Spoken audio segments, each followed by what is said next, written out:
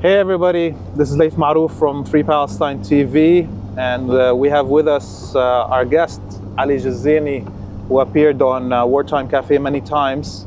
We're heading now to the important border zone between Lebanon, Palestine and Syria, the corner around the foothills of the Golan Heights and around Shab'a Farms, and we're going to discuss a lot of things with Ali. Ali, you have not been here before, this area. No, not quite particularly this far into the... I've been to the border area, but mostly to the southern part. But here actually, it's more to the, let's say, to the southeastern part of Lebanon, which overlooks more Syria than Palestine. It's a very important triangle, even in, not just like in a direct military sense, but in a geopolitical sense. The highest hills or maybe mountains overlook. You can even see a lot of Jordan from here if you have the right equipment. So the area is not just strategically important. It's aesthetically actually stunning. The amount of green areas, the forestry, shrubs, and even the volcanic terrain. The volcanic terrain here is quite marvelous. It's very reminiscent and similar to actually what you would find in the Golan Heights. We're just looking at it here.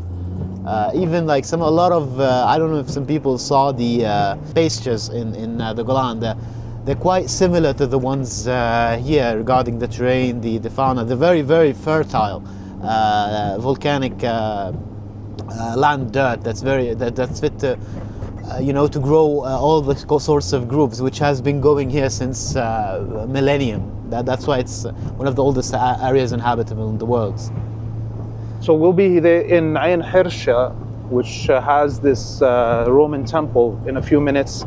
We're going to show you the location and we'll continue talking there.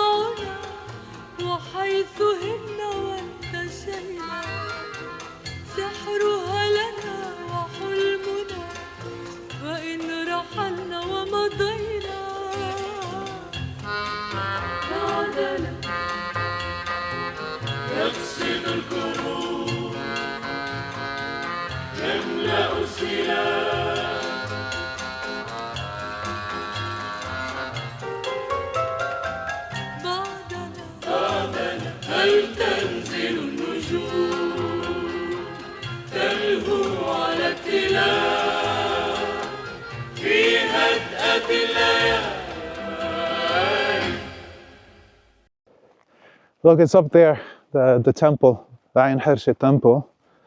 We couldn't take the car because the road was washed off by the rains. It's going to take us around 15 minutes walking, probably. You say more? I hope not. I mean, come on, we lie. Usually you lie first. You tell somebody it's going to take 15 minutes. Pedestrian life is quite harmful, you know, doing some hiking is good. But back in the days, you know, like I could estimate, like, yeah, it would take about 30, 45 minutes to get there. Yeah, it's not that much. Look, it's really 15 minutes we'll be there. But look at this amazing geography. Actually, it's quite fascinating. The types of rocks are quite different than what you could find in the rest of the south. Yeah, it's more volcanic. The rocks are more black. Yeah, I thought when I first came here 5 years ago, I thought like it looks very, you know, like lunar or Martian. Like it really looks like you're in a different planet. These rocks out, nothing. And this is just the slope of Mount Hermon, or Haramon. Haramon in Arabic, which really means the holy place, the Haram, the Haramon. Yeah, I think it also dates back the naming to Aramaic. Yes, which is, you know, Arabic, Aramaic, they're all just accents of the Proto-Semitic. And, you know, when it's not cloudy, if it's a sunny day and we're up there, we can see all the way to the sea. So it's actually quite a strategic region. You can see Damascus from the mountain. You can see a lot of Jordan. The type of terrain here is quite similar to the occupied Golan. At the end, it was a volcanic eruption at one point in history, and that's just the other side. That's why also the terrain in the Golan is so fertile. Tabariya Lake is a mouth of a volcano. Yep. And the hills on the four sides, the Golan Heights, the west bank, the east bank, the Jabal Amil, are all the kind of the rock that was thrown out from the volcano. The sediment. The sediment, yeah. Yeah, that's quite refreshing. The weather is good. It opens your lungs after that pedestrian life and smoking and so on. Wow. Yeah. Yani, if there was no Zionist cancer in our land, everybody would be coming to have vacations here. Love it.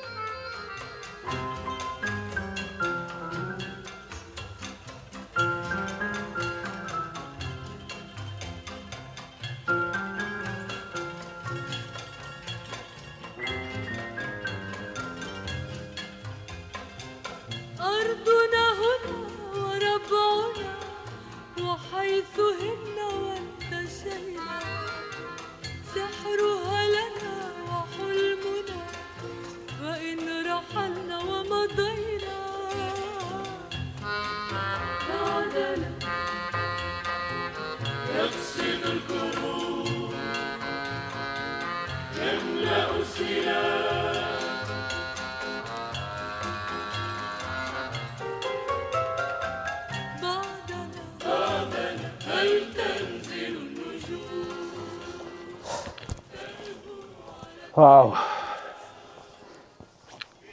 It's actually quite interesting. The first time I actually know that there's a Roman temple here.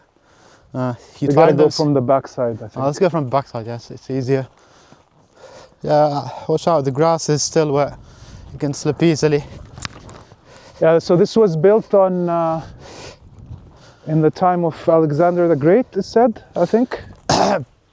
Yeah, it's more of early Roman period. So it was a site at the time of the Alexander the Great, but then with the spirituality.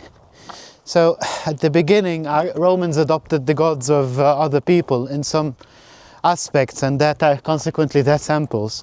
So a lot of temples you'd find here, they may be built in Phoenician eras or even Greek eras, but they're expanded later on by the Romans. So even though there was like kind of a, the Mediterranean deities, you'd find a god of fertility, of wine, you'd find an equivalent. So maybe sometimes the names were just changed, but basically the concept of what the god stands for stays the same. Look at how big these actually, yeah, it's rocks. quite surprising. Volcanic. It's volcanic stones.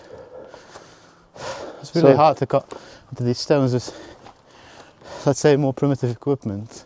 Wow. It's actually, wall is a little bit inclined here. Yeah, especially also this is an area of earthquakes. Oh, there's a subterranean passageway here. Let's see.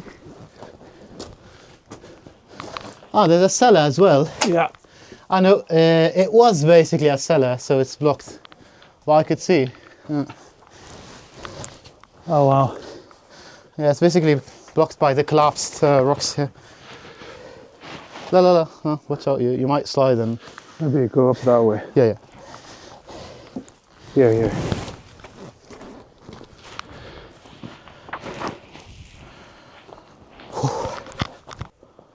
Oh, there's some Greek inscriptions there. See on that stone. Yeah. And clearly there was a bigger part of the courtyard of the temple. Yeah, let me see. Oh yeah, it's Greek. Just a second. Similar to the Cyrillic. No, it's actually both. The first, I think it's both. It's Greek and Roman. Like one line is Greek and the other is Roman. I don't really know. I'm not so versed in the subject. Yeah. Aneon Kier. I don't know. Dimitri would have read it for us, maybe. Yeah. No, it's because I know Cyrillic, Russian Cyrillic. It's the same, or similar, to the old Greek. Oh, there's a cave here. Yeah. I don't know if it's man-made. No, I don't think so. It looks a little bit cut. Yeah, let's see.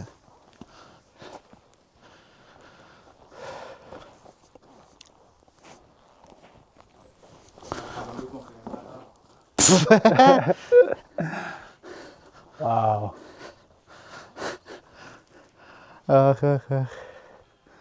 Yeah, somebody might come out of that tunnel and say like, guys, what are you doing here? You can crawl inside a little more.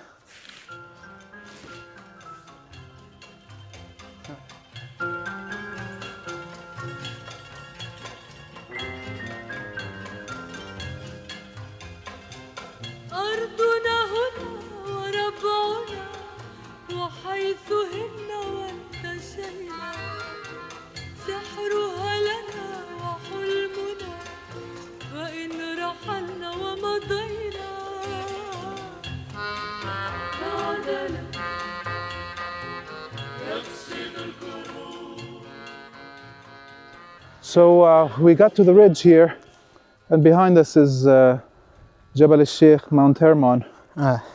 And there's another part of another Roman temple up there. I think most people don't understand the importance of this area, especially that the Zionists took now the mountain on top of us.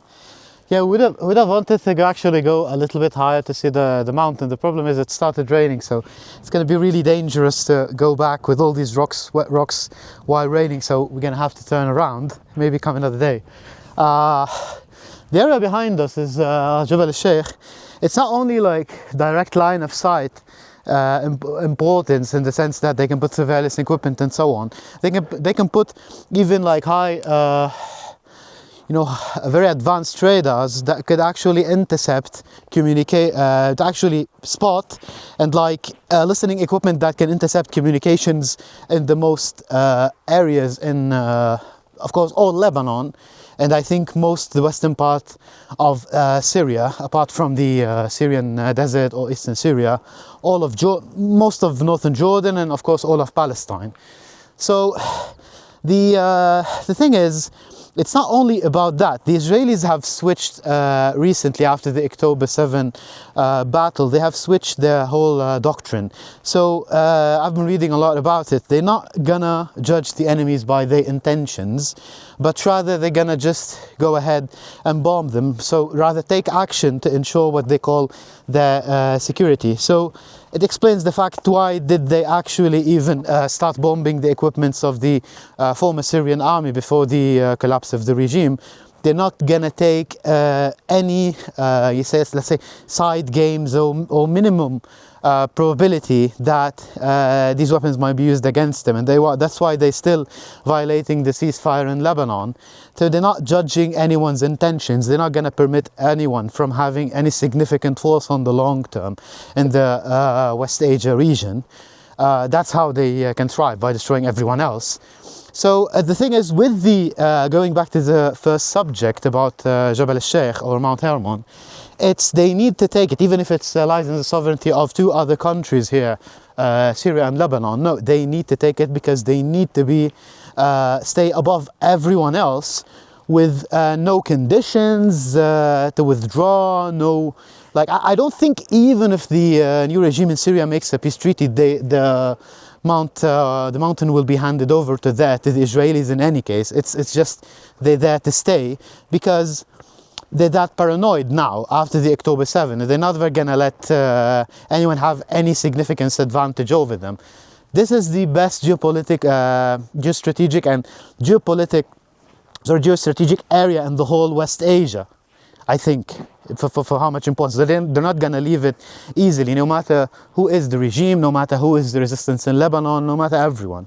And I think, the Jordanians, they have on the other side of the Golan Heights, the Qais site on the top of the highest point on the eastern bank, overlooking the Lake Tabariya, or Sea of Galilee as it's called in English. And now we just saw what happened to the King of Jordan, the humiliation that he got by Emperor Trump. Some people are wondering if Jordan will ever take a position that is counter to what the emperor wants. And given that you're talking about this new strategic positionality that the Zionists are taking, it's clear that even Jordan is under threat, even with all this submission and the fact that the king bent over backwards for Trump yesterday in his press conference. It seems that they will be a target if they don't do what Trump and the Israelis want. Do you think that? Yeah, I think it was quite enjoyable for someone who supports the resistance in general to see that kind of humiliation being done upon the allies of America, and then to just prove the point that America and the Israelis have no allies. They literally, either you're a slave and either you're a servant, or you're in the resistance, or you resist them. So that was quite amusing to say. I don't think he has any choice in that. So the Americans have so much control inside Jordan, which is an artificial state like most of the states of Sykes-Picot, but it's especially Jordan because technically it's a part of Palestine, there's no historical background and so on and so forth. The area here is like they control for example, the Jordanian army, the Jordanian intelligence so completely that if he says no, he could be ousted and maybe replaced by his cousin or by his son, like the Americans did multiple times with other regimes. So even to resist militarily, of course not. The army is fully American at this point. I would expect it would scare him. Not the only fact that he might have to, let's say, abdicate in favor of someone else, but if he actually does that, his regime would be in threat by a popular revolt. Like we saw something, we've been discussing it in the car while we came here, the fact that the first time all the comments on his post about his meeting, like the king's meeting with Trump, were insulting him. Like, no one, like, even they couldn't delete so much the comments. Usually you enter there and you see like, okay, they're hiding comments, they're hiding.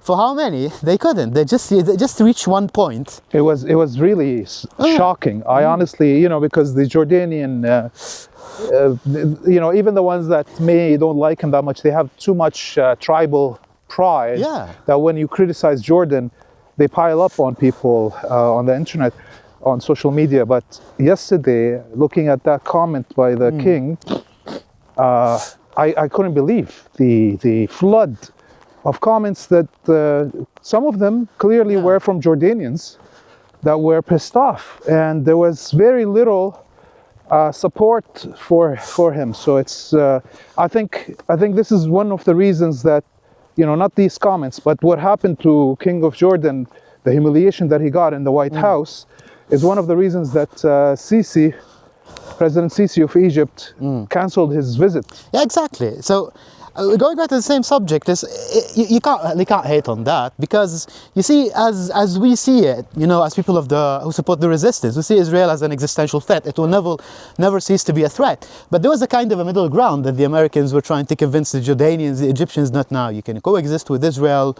We're not gonna, let's say, enslave you or force any political choices on you. No, but you get to a point. Well, even the Arabs that were kind of in the middle ground or more supportive to their regime see that, oh no, there's only one choice, which is a good thing. Because the hypocrisy of, let's say, more democratic administration than the past, and most of the Republicans, Trump is a different case, has reached its limits. Now they're going to use brute force, and of course people would say, okay, this might be too optimistic or propaganda.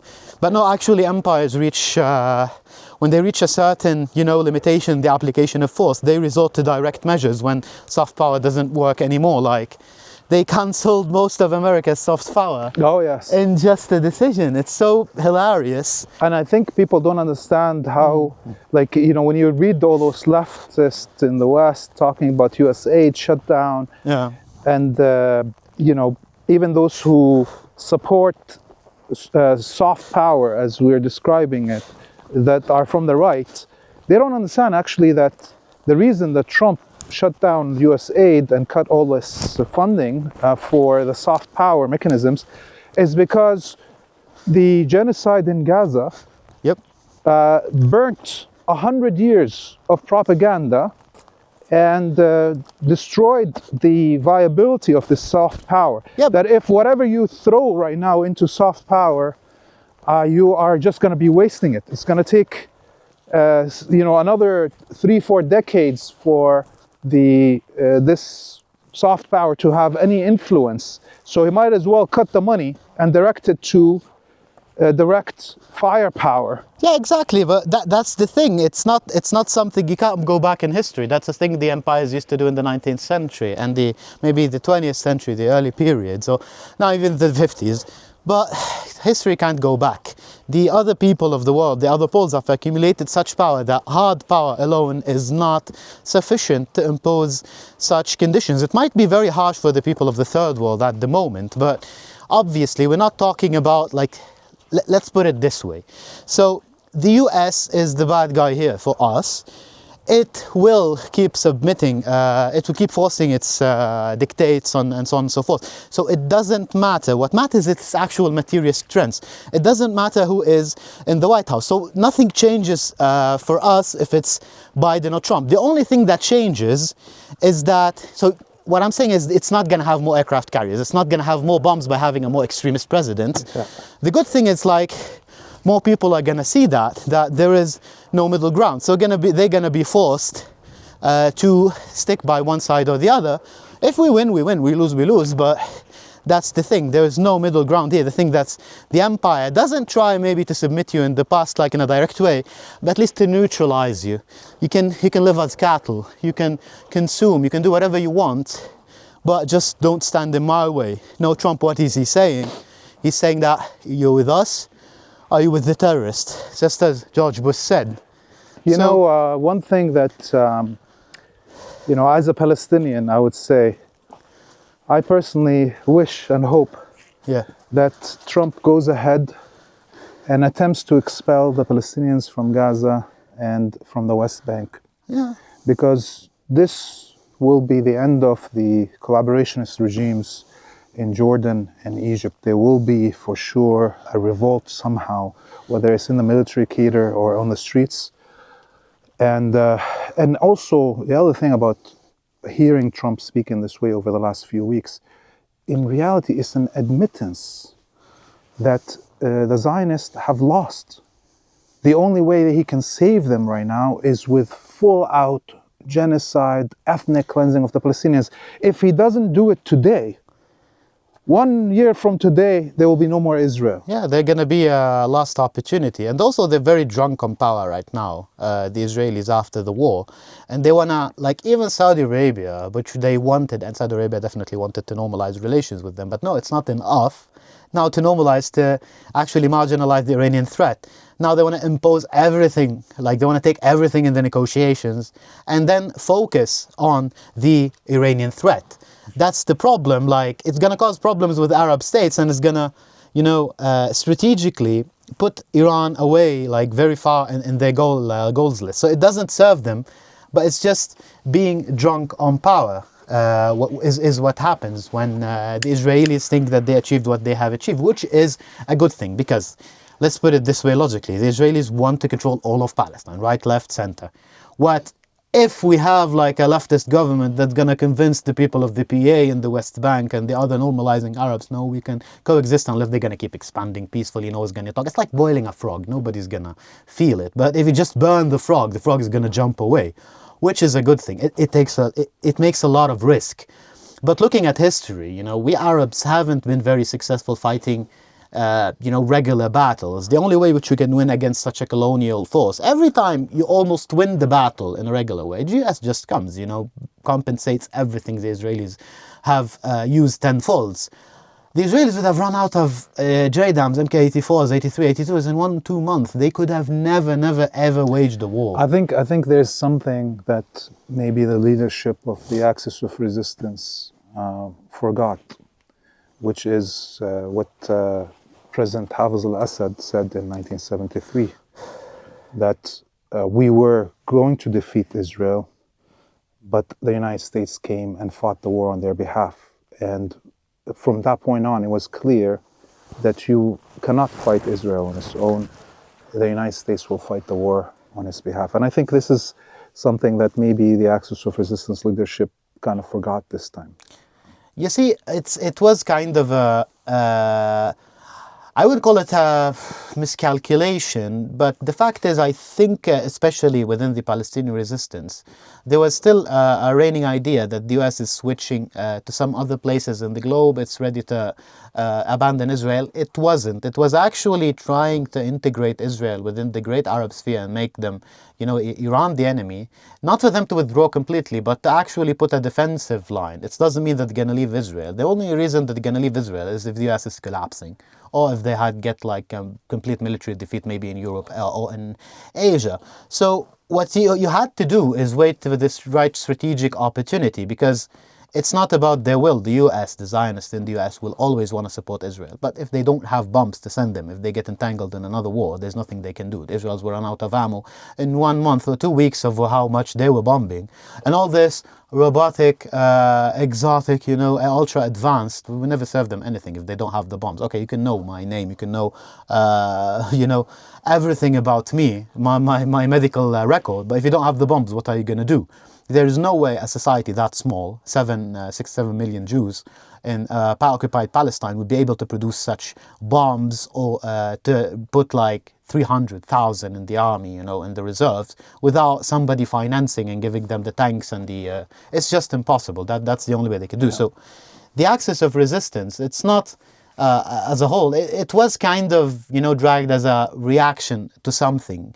I think the miscalculation here was actually thinking that you could actually get out without imposing serious threats on Israel. So Netanyahu actually did proclaim in the beginning he was going to change the Middle East. I don't think we took his threats seriously, and rather give him a cult of personality. So Like, he was trying to be the madman. He wasn't a madman. He was just trying to be the madman in speech to actually deter us. But he was, in the leaks that later followed on, that were revealed by Minister Gallant, who was kicked out of the government, it was revealed that no, he was the most cautious of all them all. He was afraid of the missile arsenal that the resistance here. I'm not saying nobody could have predicted if the resistance here in Lebanon had launched an offensive, what would have happened. Maybe NATO would come. Maybe they have used the biggest navy they assembled since World War II. Nobody would know. But at least if you'd had threatened him, you know, in a more credible way, even the US wasn't really willing to get entangled. Of course, he would find another way, maybe like in 2-3 years, launch a full-out war against the whole Axis, you know, maybe attack us with nukes. But in that condition exactly, we didn't take seriously how far he was willing to go to actually apply his goals, because he did see it as an existential threat. So either the choices that we imposed on him is either like back down, get the apartheid regime to fall slowly, because if they had backed down on Gaza, it would have caused a civil war inside, and it would have been tremendous. But no, he just exported the war. You know, it's the logical thing to do, but I don't know why it didn't seem like it was the thing. Maybe the axis of resistance people did believe that the deterrence was enough. It was definitely in a material sense enough, but then it came the intelligence failure and intelligence penetration by the Israelis. So if you take the amount of firepower that was here, the Israelis would have never waged a war. If they didn't like assassinate the leadership, they would have never waged a war. And if they didn't infiltrate the resistance corps with the pages and the walkie-talkies, they would still have never actually waged a war. So we, as acts of resistance, I think, relied too much on the material deterrence, and forgot that they could, instead of going on the fence, they could just sneak around it. That's a thing. Nobody could have predicted that. Let's try to get down. It stopped a little bit, the rain. Yeah.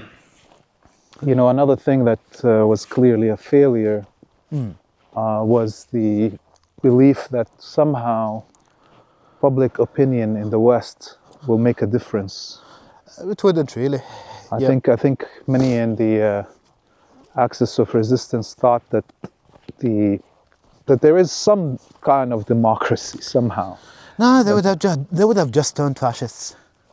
The slightest, you see, it's not like, I respect the US more in that regard, because for the Europeans, the Canadians, and the Aussies, for instance, Israel is taking a huge burden off of them militarily. They're just doing the dirty work, and you know, the Israelis always make sure to remind them this way. Oh, the sun is showing right there. Oh, it's amazing.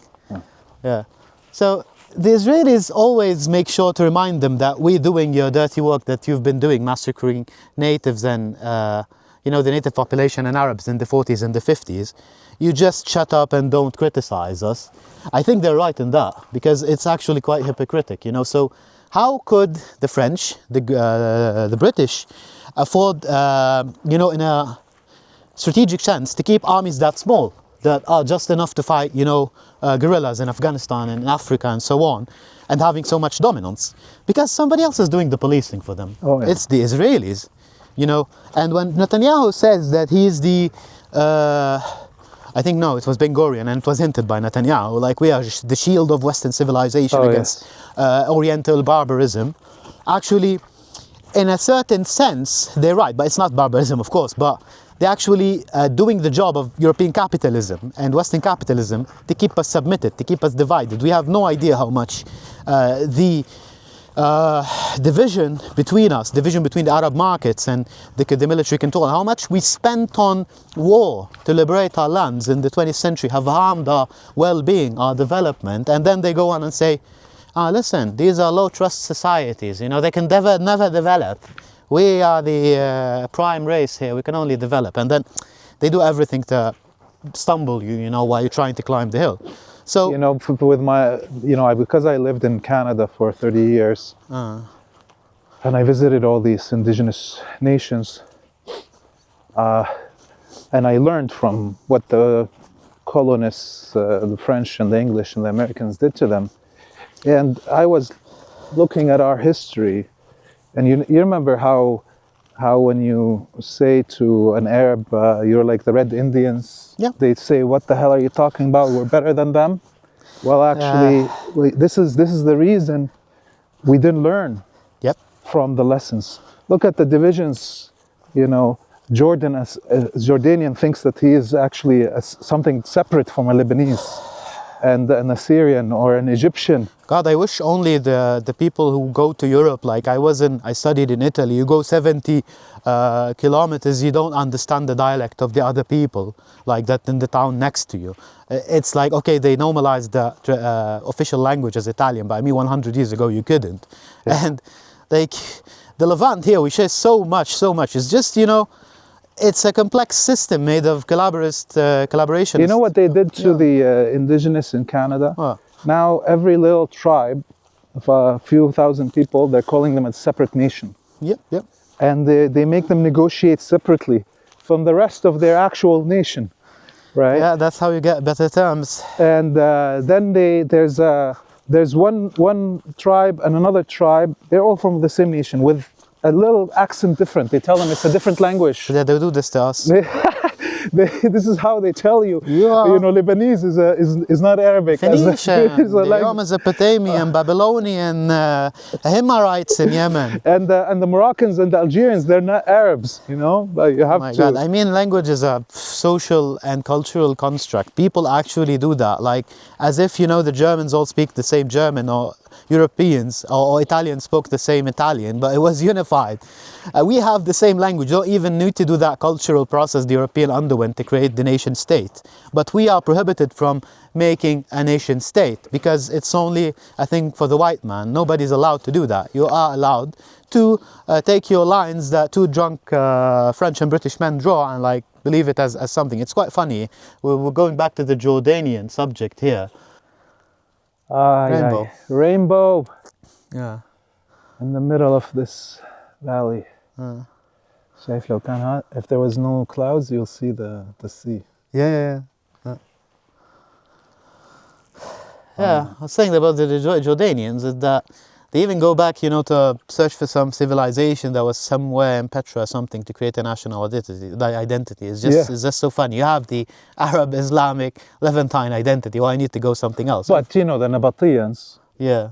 that's what Petra is. Nabateans were the first Arabic kingdom. Yeah. And they wrote in the old Aramaic and Syriac letters. And we have Nabatea here. Yeah. Okay, it's because they would come, and this was their trading outpost. Oh, really? Right. Okay, so any Phoenician that tells you they're not connected to the Jordanians, it's very clear. You have a Nabatea city and the Nabatean civilization in south of Jordan. Quite interesting. Should we go and check for the gold over there? Let's go there before any Zionist comes there. No, I think it leads you to a Zionist espionage device in Lebanon. It doesn't lead you to gold. Planted somewhere. Yeah. Yesterday they found a spying device planted in a tree in Poland. Really? Yes. Yeah. It was implanted inside the tree. It was a camera. Was it wireless or wired? Sorry? Wired or wireless? It's wireless. It's easy to spot. Yeah, and I think we're gonna be trying to go there to see if we can. Yeah. You see, I don't think that the hard thing is they're very ingenious in doing that, so they don't just, you know, keep broadcasting the whole day because you can then, you know, maybe receive the signal. What they do usually is that they have like a mass memory, and maybe in the border area they could have like a direct link. So they would activate the thing for a few seconds and even a minute a day, you know, to transfer the footage of the whole day if they don't want to be detected easily, like and broadcast 24 by 24. They're doing that most of the time to avoid being detected, you know, even like when they rig devices, they, what do you call it? When they attack the supply chains in that area, they usually don't keep broadcasting. They broadcast like a few times a day to avoid detection. You need to outsmart them, think like them. Where would I put the espionage device? Yeah. Where would I put it? Well, definitely they didn't come into this area. No, I don't think so. No, this area they haven't touched. Yeah, but they're actually quite, they weren't in the past on the other side of the mountain, now they are. So, The thing is, it's the mouth of the Bekaa Valley. It's just there. If they cross, like, God forbid, then take like the hill that's here, the other one, maybe go to. Of course, they would have to take alMayadeen, which is the town right there, which is overlooking the mouth of the Bekaa, and then overlook at Mashghara. Yeah. They would control the kind of the southern region of Bekaa and maybe expand there. But this is very strategic region here. Wow. You know, it's very, very hard to advance in. It's quite rocky. And it's open terrain, so you couldn't spot, like, maybe if there are ATGM teams here and there, it's very hard to spot.